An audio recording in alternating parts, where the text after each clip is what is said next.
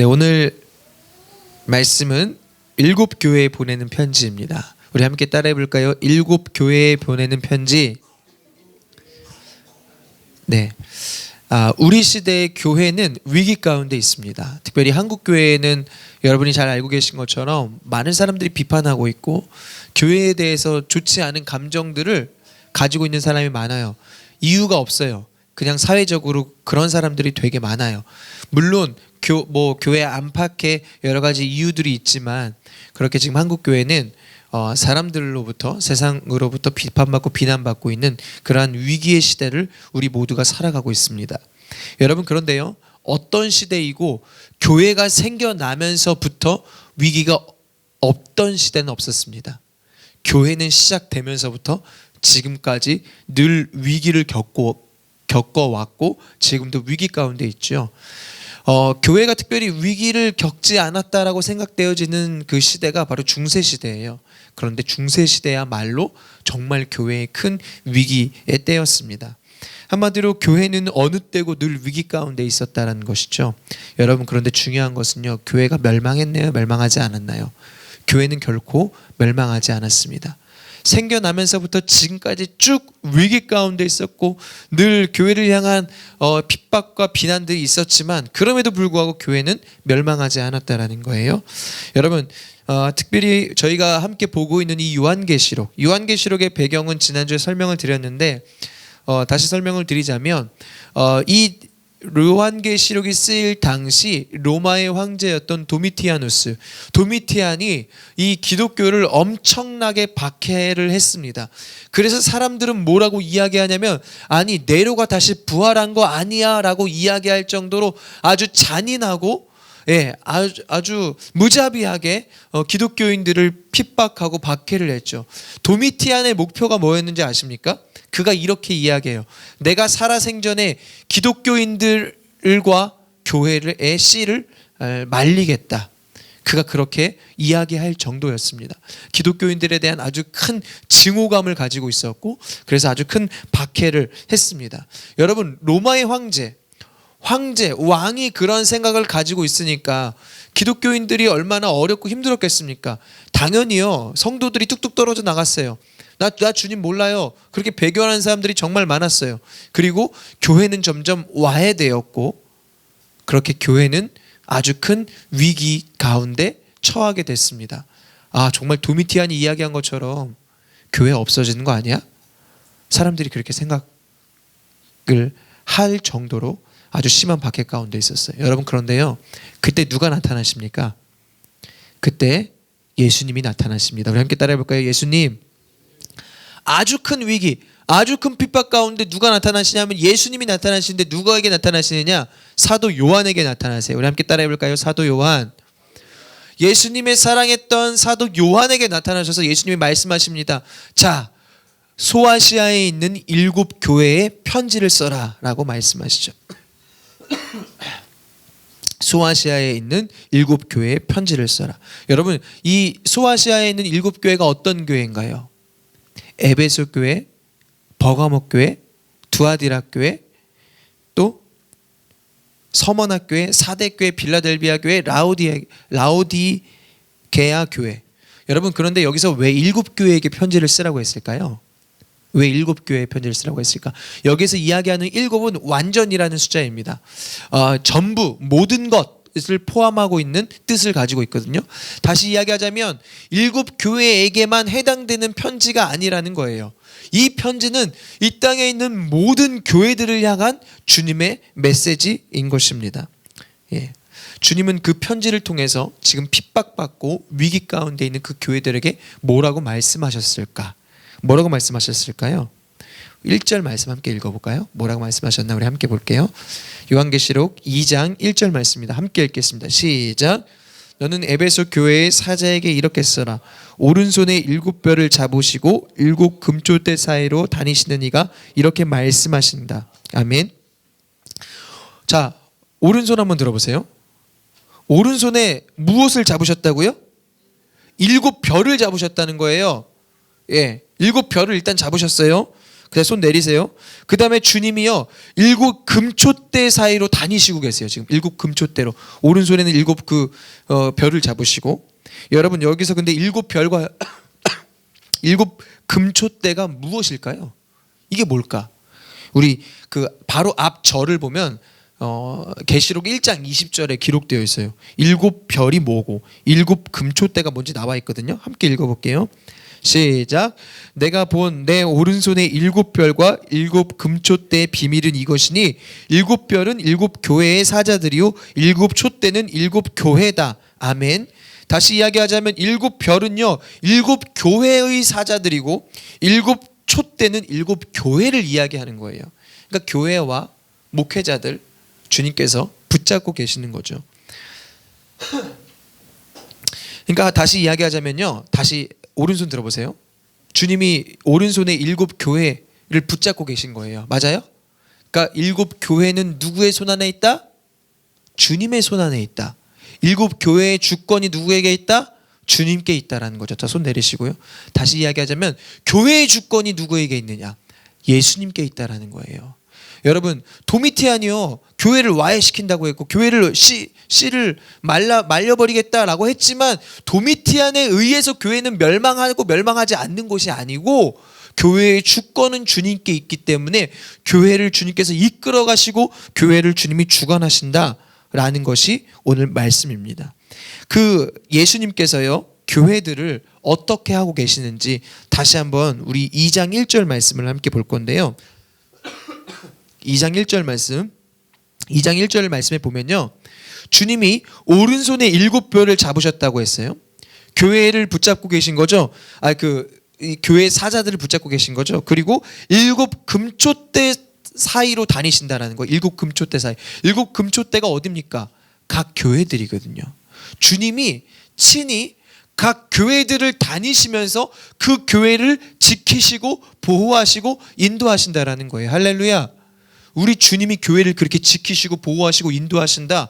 다니시면서 이 교회는 이런 특징이 있구나, 이런 어려움들이 있구나, 그래 이 교회는 너무나 잘하고 있구나, 이 교회는 이게 좀 부족하네.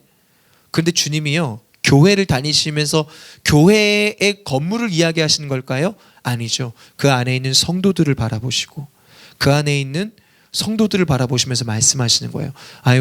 우리 자매는 이런 게 힘들구나. 우리 형제는 이런 게 어렵구나. 그렇게 성도 한 사람 한 사람을 지키시고 보호하시고 인도하신다라는 주님의 말씀인 거예요. 여러분 그 예수님께서요 에베소 교회에게 먼저 말씀하세요. 에베소 교회는 어떤 교회였을까? 먼저 에베소 지역은 어디에 있는 지역이냐면 지금으로 치면은 터키에 있는 이 지중해 연안에 있는 지역이에요. 지중해 연안에 있는 지역인데 이 소아시아 지역에서 가장 큰 항구 도시가 바로 에베소였어요. 그러니까 작지 않은 도시예요. 큰 도시예요. 문화의 교류가 아주 활발하게 일어났던 곳이에요. 동양과 서양의 교류, 문화의 교류가 일어났던 곳이 에베소라는 지역이거든요. 그렇게 동서양의 문화가 교류하니까 그만큼 사람들이 많았겠죠. 교통이 편리했겠죠. 여러 가지 편의시설들이 많이 있었겠죠. 그리고 돈도 많고 경제적으로도 발전했어요. 그리고 그렇게 사람들이 많으니까 무엇이 또 이렇게 가득했을까요? 죄악이 가득했죠. 우상숭배가 많았어요. 여러분 항구 도시가 이 우상숭배가 많잖아요. 우리나라도 그렇잖아요. 제주도나 이런 섬지역. 왜냐면 이제 배 타고 나가야 되니까 미신을 많이 섬기잖아요. 그런 지역적 특성들이 있었기 때문에 거기는 우상숭배가 만연했고요. 우상숭배가 만연하다는 것은 무슨 말이냐면 음란하다라는 거예요. 우상들은 다 음란합니다. 우상들은 다 음란해요. 결국 우리 인간의 만족을 위해서 만들었기 때문에 음란할 수밖에 없는데, 이 지역은 아주 우상숭배가 만연했고 음란한 도시였다. 그렇게 세속적인 도시가 에베소였다라는 거예요. 여러분 그러한 곳에 교회가 세워졌어요. 교회가 세워진 것도 신기하죠. 박해가 많고 아마 방해가 되게 많았을 거예요. 왜냐면은 사람들이 교회를 좋아할 리가 없잖아요. 나는 즐기고 싶은데, 난 내 뜻대로 살고 싶은데, 나는 음란한 행동하고 싶은데, 나는 내가 추구하고 싶고 누리고 싶은 거 다 하고 싶은데, 근데 교회가 들어왔어. 교회가 들어왔어요. 그런데 여러분, 그 교회 성도들은 어땠을까요? 그 교회 성도들은요, 신앙생활하는 게 너무 어려웠어요. 믿음 생활하는 게 너무 어려웠어요. 그런데요, 그렇게 믿음 생활하는 게 힘드니까 목숨 걸고 신앙생활 하는 거예요. 왜냐하면 그들이 성도가 되었다라는 것은 그런 에베소 지역에서 그렇게 똑같이 그런 에베소 사람들처럼 살다가 복음을 들으니까 이게 진리인 거야. 아, 예수님이라는 분이 정말 진짜인 거야. 그걸 알고 난 이후에 이제 그 진리를 빼앗기지 않기 위해서 목숨을 걸고 살기 시작한 거죠. 그러니까 신앙생활하는 게 훨씬 더 어려워요. 어려움에도 불구하고 지키고 있는 거야. 어디 갔냐면 지금으로 치면 약간 북한 같은 거죠. 북한의 지하 교회들 있잖아요. 가정 이제 지하에서 그들이요, 신앙 지키려고 그들이 발각되면은 죽잖아요. 아우지탄광 가잖아요. 예, 그런데 그들이 예수님을 놓지 않는 이유가 뭘까요? 심심해서? 취미로? 아니죠. 그게 진리임을 알고 있기 때문에, 그 길이 생명의 길임을 알고 있기 때문에 그러는 거죠. 에베소 교회가 그런 교회였어요. 에베소 교회가요, 신앙생활하기 너무 힘들었거든요. 그냥 예수님 안 믿으면 편하게 살 수 있는데 그들이 예수님이 진리임을 깨달았기 때문에 에베소 교회가 주님을 그렇게 그러한 가운데서도 주님을 생명 걸고 믿었던 곳이죠. 그런 교회가 에베소 교회였어요. 이런 배경 가운데 에베소 교회에게 주님이 뭐라고 말씀하셨을까? 우리 2절 3절 함께 읽어볼게요. 2절 3절, 제가 2절 여러분이 3절 읽지 않고 여러분이 2절 제가 3절 읽겠습니다. 시작.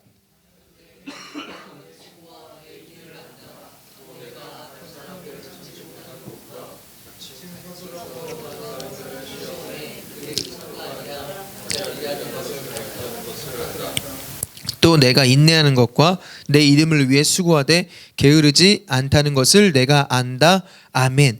여러분, 에베소 교회는요, 먼저 예수님께 무엇을 받나요? 칭찬을 받습니다. 우리 함께 따라해 볼까요? 칭찬.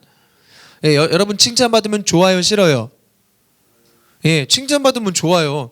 근데 그들이 어떤 칭찬을 받았습니까? 행위와 수고와 인내. 행위와 수고와 인내를 칭찬받았어요. 여러분, 그들이 말씀드렸지만 그들은 신앙생활하는 게 힘들었어요, 어려웠어요? 힘들었어요, 어려웠어요? 힘들고 어려웠어요. 그들은 에베소 교회는요, 그곳에서 신앙생활하는 것 자체가 힘들고 어려웠어요.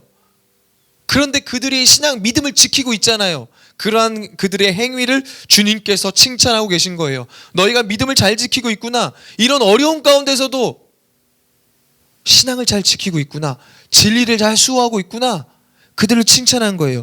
그런데 그들의 칭찬은요, 행위와 수고와 인내였거든요. 그런 행위들은요, 수고와 인내로 나타났어요.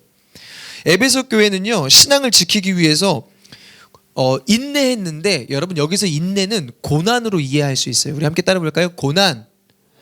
여기서 인내는 고난이에요. 한마디로 그들은 그 신앙을 지키기 위해 사람들의 핍박과 이러한 박해로부터 인내한 거잖아요. 그냥 그러한 삶의 모습이 고난의 모습으로 나타나는 거거든요. 다시 이야기하자면 에베소 교회는요, 고난을 자처했다라는 거예요. 함께 따라해 봅시다. 고난을 자처했다. 예, 고난을 자처했어요. 이상한 사람들이 아닌가요? 왜 고난을 자처했지? 여러분, 그런데 3절에 보니까 이런 얘기가 있어요. 에베소 교회는 게으르지 않았다. 게으르지 않았다. 무슨 뜻일까요? 게으르지 않았다. 부지런했다라는 뜻일까요? 부지런했다라는 뜻일까요? 그런 뜻이 아니에요. 여기서 게으르지 않았다라는 것은 그들이요, 지금 고난을 자처했잖아요. 여러분, 고난 당하면 어떻습니까? 고난 당하면 힘들죠. 고난 당하면 힘들잖아요. 고난 당하면요, 지쳐요. 고난이 계속되면 사람은 지친다고요. 왜 지치냐면 고난이 언제 끝날지 모르거든요. 내일 끝나. 그러면 버틸 수 있어요. 견딜 수 있어요. 10일 뒤에 끝나. 한 달 뒤에 끝나. 견딜 수 있어요. 남자들이 군대 가서 버티고 견디잖아요. 2년 2개월이지만 끝나면 제대하니까. 지금은 많이 줄었지만. 그런데 이때 이 고난은요, 우리 그리스도인들의 고난은요, 언제 끝날지 몰랐어요. 그래서 대부분의 사람들이 지쳤어요, 고난 때문에. 그런데 여기서 게으르지 않다라는 것은 에베소 교회는 그런 상황 속에서도 지치지 않았다라는 것이 이 게으르지 않았다라는 표현이에요. 에베소 교회는 지치지 않았어요. 고난이 닥쳐와도 지치지 않았다. 그들은 어떻게 지치지 않을 수 있었을까? 어떻게 지치지 않았을까? 여러분, 그런데 이상하잖아요. 고난을 좋아하는 사람이 있어요, 없어요? 고난 좋아하는 사람 조금 이상한 사람이에요. 예. 고난 좋아하는 사람 좀 이상한 사람이에요. 그런데 여러분, 고난을 좋아하는 사람은 없지만 에베소 교회는 고난을 자처했다라는 거예요. 자, 고난 받을 사람 하니까 에베소 교회가 손들은 거예요. 그런데 그들이 왜 그렇게 고난을 자처할 수 있었냐라는 거예요. 고난 가운데서도 어떻게 견디고 버틸 수 있었냐라는 거예요. 어떻게 버티고 견딜 수 있었을까? 여러분, 그 고난의 길이 결국에는 생명의 길임을 알았기 때문에 그렇습니다. 여러분, 고난의 길은요, 고난으로 끝나지 않아요. 그 고난의 길이 생명의 길이에요. 여러분, 우리 그리스도인들이 가는 길은 무슨 길이라고 하나요? 보통 좁은 길이라고 하죠. 우리가 통과해야 되는 문은 무슨 문이라고 해야 하나요? 좁은 문이라고 하죠. 좁은 길, 좁은 문은 가기 힘들지만 오직 그 길만이 생명의 길이고 오직 그 길만이 구원의 길이기 때문에 여러분, 우리가 이렇게 신앙생활하는 거예요. 그렇지만 우리가 이 길을 걸어가는 이유는 무엇입니까? 이 길이 생명의 길임을 알고 있기 때문에, 나를 통하여서 또 그 생명이 흘러가야만 하기 때문에, 이것이 진리이기 때문에. 여러분, 어떠세요? 주님을 위한 이 길이 생명의 길임을 여러분 알고 계세요? 알고 계세요? 예. 여러분, 무엇보다요, 우리가 믿고 있는 예수님이 그렇게 먼저 고난을 자처하신 것을 우리 가운데 먼저 보여주셨어요. 여러분, 한번 생각해 볼게요. 예수님 하면은 뭐 어떤 게 떠오르세요? 예수님은요, 그냥 고난, 예수님 이퀄 고난이야. 거의 고난의 시작이자 고난의 끝이 예수님이었어요. 예수님은 우리가 예수님 고난하면 십자가 고난만을 이야기하거든요. 그런데 생각해 보십시오. 예수님이 이 땅에 오신 것 자체가 고난이었는데, 예수님은 태어나기 전부터 고난당했어요. 예수님을 이렇게, 예수님은 성령으로 잉태됐던 분이잖아요. 그러니까 마리아가 처녀의 몸임에도 불구하고 이제 임신을 했잖아요. 그런데 그 당시에는 여자들은요, 사람 취급받지 못했던 시기예요. 사람이 숫자에 들어가지 않았던 시기예요. 사람 숫자를 세면요, 남자들만 세는 거예요. 하나, 둘, 셋, 넷, 다섯, 여섯. 여자들은 숫자로 세지 않는 그러한 시대였어요. 이때 여자가, 처녀가 임신했다라는 것은 돌로 쳐 죽임을 당해야만 하는 시대였어요. 여러분, 그렇다면 마리아가 성령으로 잉태되었지만 그가 임신했을 때 사람들로부터 그 시선이 얼마나 두려웠을까요? 사람들로부터 얼마나 무서웠을까요? 여러분, 그런데요, 그 공포와 두려움이, 임신했을 때 그 공포와 두려움이 누구에게 전이가 됐냐면 뱃속에 있는 예수님에게 전이가 됐어요. 뱃속에 있는 아이에게 전이가 된 거예요. 그러니까 예수님은 뱃속에 있을 때부터 이미 고난을 당하셨어요. 이 땅에 오신 것 자체가 고난이신 거죠. 그리고 예수님이 이 땅에 태어나셨을 때 어디에 나셨습니까? 말구유에 태어나셨죠. 아무리 방이 없기로서니 어떻게 말구유에서 그 신생아가 태어날 수 있을까? 말구유 소독됐을까요? 말구유 깨끗할까요? 그런 곳에서 예수님 태어나셨어요. 그리고 예수님의 공생의 그 기간을 보면요, 예수님은요, 늘 권력자들, 그 시대 기득권자들에게 핍박받고 박해받고 그들에게 살해의 위협을 느끼셨어요.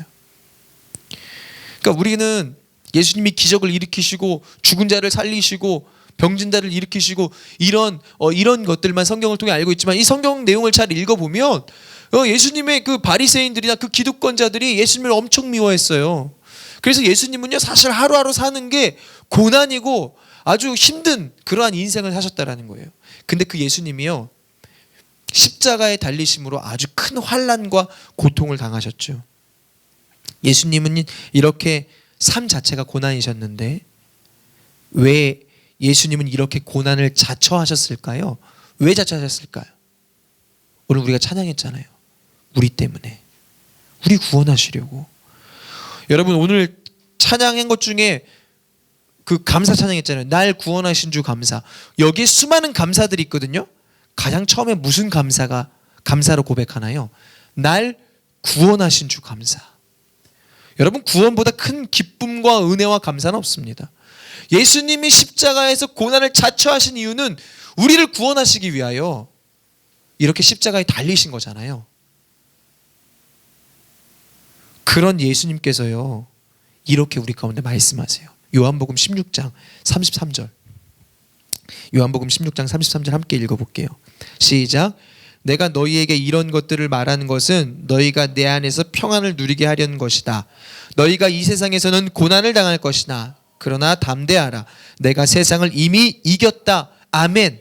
여러분, 여기서 참 아이러니한 두 단어가 부딪히고 있는데요. 평안과 고난이에요.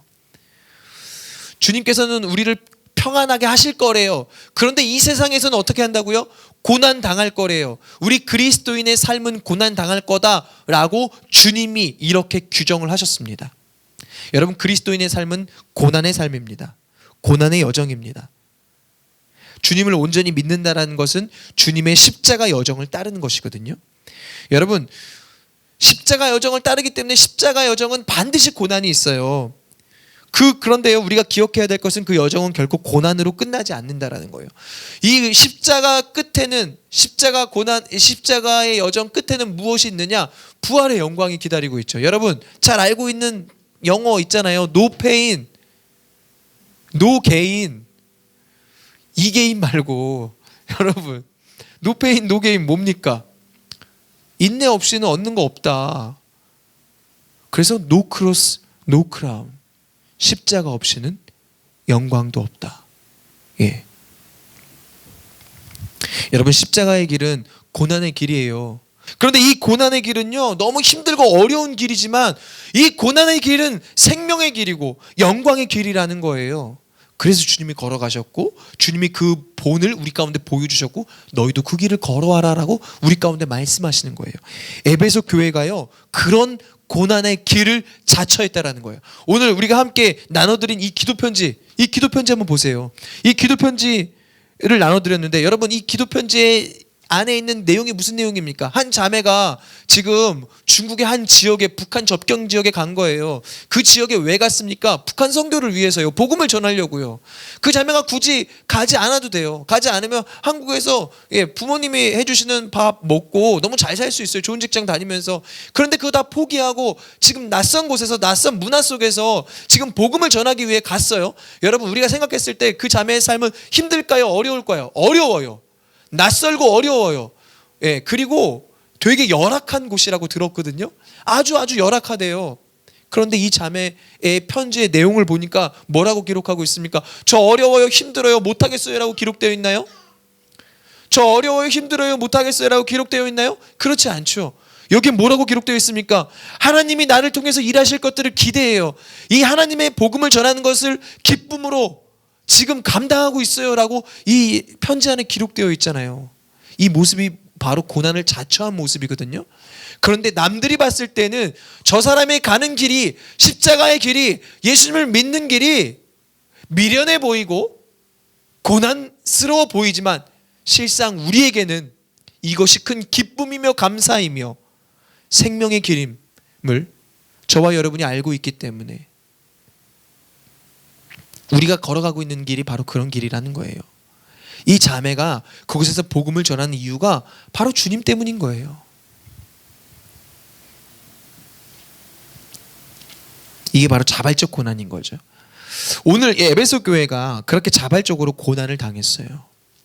그러니까 이 고난이라는 단어가 우리에게 주는 이 이제 이미지가 좋지 않기 때문에 우리는 이 자발적 고난이 여전히 부정적으로 다가오지만 그렇지 않아요.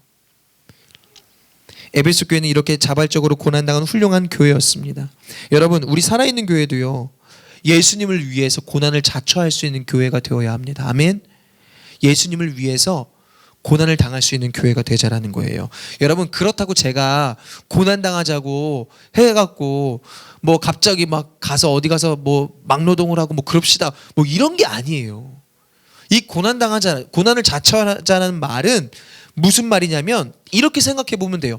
아, 정말 주님이 기뻐하시는 일이 무엇일까를 생각해보고 주님이 기뻐하시는 일을 행하자. 이게 바로 고난을 자처하자는 말이에요. 우리 함께 따라해 볼까요? 주님이 기뻐하시는 일이 무엇일까?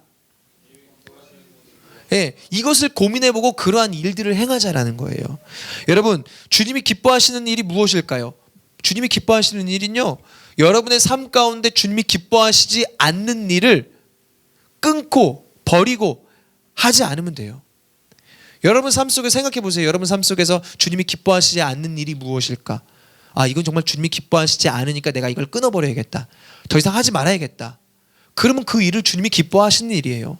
왜냐하면 주님을 위해 내가 누렸던 거 포기하는 거니까. 예. 그리고 여러분, 우리 그리스도인으로서 양심적으로 살고 정직하게 살고 거룩하게 살면 돼요. 그러면서 한 가지 중요한 것, 그리고 살면서 복음을 전해야 되죠. 여러분, 삶으로 복음을 전하라는 얘기 아닙니다. 우리의 삶으로 복음을 전하라는 얘기가 아니라 여러분이 삶을 살면서 수시로 무시로 복음을 전하라는 얘기예요. 살면서 복음을 전한다는 것, 우리가 삶으로 복음을 전한다는 것은 내 삶이 복음이 되어서 뭐 거룩하게 사는 그 모습을 보고 남들이 이 모습을 보고 감동받겠지? 아니, 그럴 거면 옷을 복음이라고 쓰인 옷으로 입고 다니든지 이마에 복음이라고 붙이고 다니든지, 예?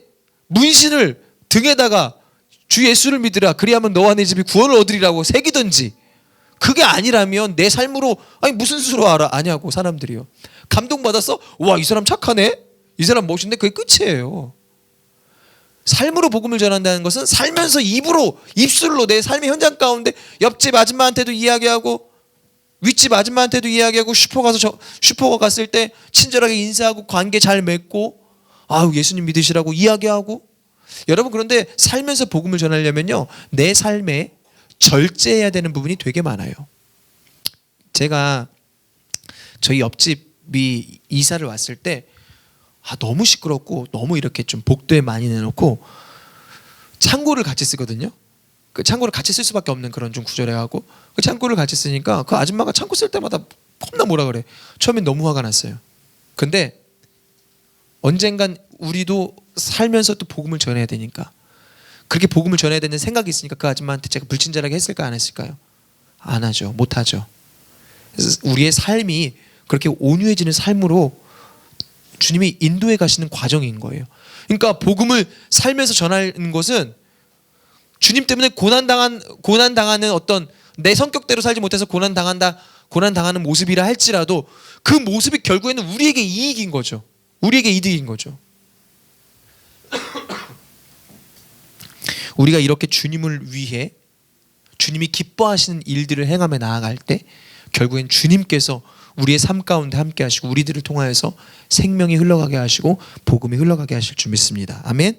이 일에 우리 살아있는 교회가 함께 동참하기를 원하고 여러분이 삶 속에서 그러한 삶을 살게 되시기를 소망해요.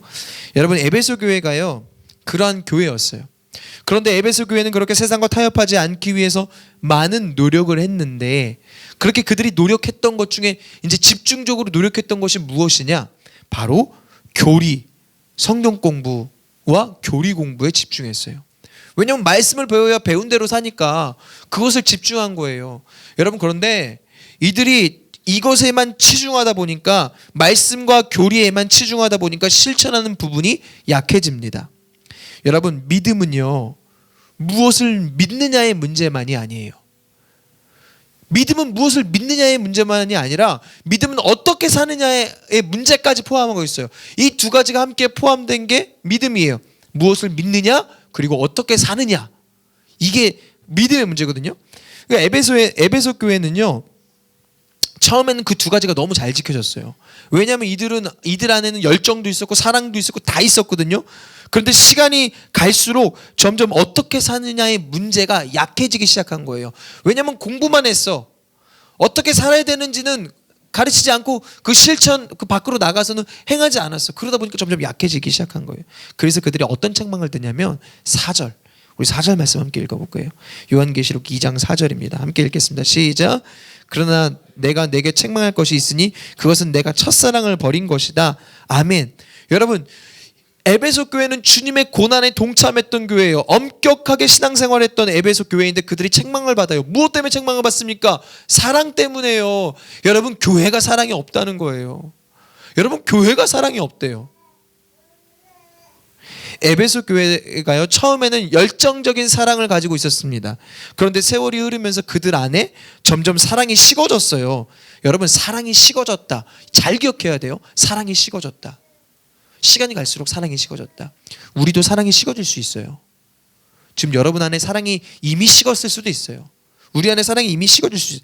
사도들은요, 이때 이 에베소 교회는 사도들이 이 교회를 이끌었거든요. 근데 이 사도들이 믿음을 지키느라고 다 순교했어요. 그러다 보니까 에베소 교회의 이 교부들이, 그 이후에 교부들이 좀 교회를 이끌기 시작했고, 이 교부들은요 교리에만 치중했던 사람들이거든요. 그러다 보니까 실천하는 게 약해진 거예요. 사랑이 식어버리게 된 거예요. 은혜나 사랑을 가르쳐야 되는데 은혜나 사랑보다는 교리, 법, 시스템 이런 걸 가르치니까 교회의 사랑이 점점 없어지기 시작한 거예요. 여러분, 우리가 기억해야 될 것은 교회는 은혜와 사랑으로 이끌어져야만 한다는 거예요. 여러분, 예수님이 우리 가운데 가르쳐 주신 계명 중 가장 큰 계명이 무엇입니까? 예수님이 우리 가운데 가르쳐 주신 계명 중 가장 큰 계명은 바로 사랑이에요. 우리 함께 따라 볼까요? 하나님 사랑, 이웃 사랑. 예수님이 우리 가운데 가르쳐 주신 계명 중에 가장 큰 계명은 하나님 사랑, 이웃 사랑, 결국엔 사랑. 그런데요, 지금 이 시대가 어떤 시대냐면요, 지금 우리가 살아가고 있는 시대는 사랑이 식어져 가는 시대예요. 사랑이 식어져 가고 있는 시대. 마태복음 24장 12절 말씀, 그 뒤에 있는데 좀 우리 마태복음 24장 12절 말씀 함께 읽어볼게요. 시작.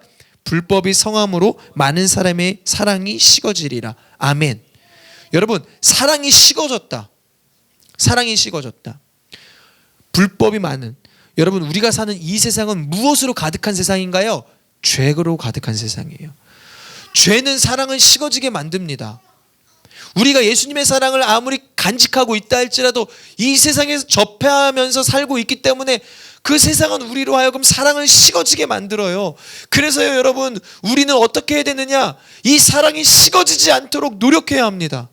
예수님이 우리 가운데 말씀하시고자 하신 것이 이거예요. 에베소 교회에게 말씀하고자 하신 것이 이거예요.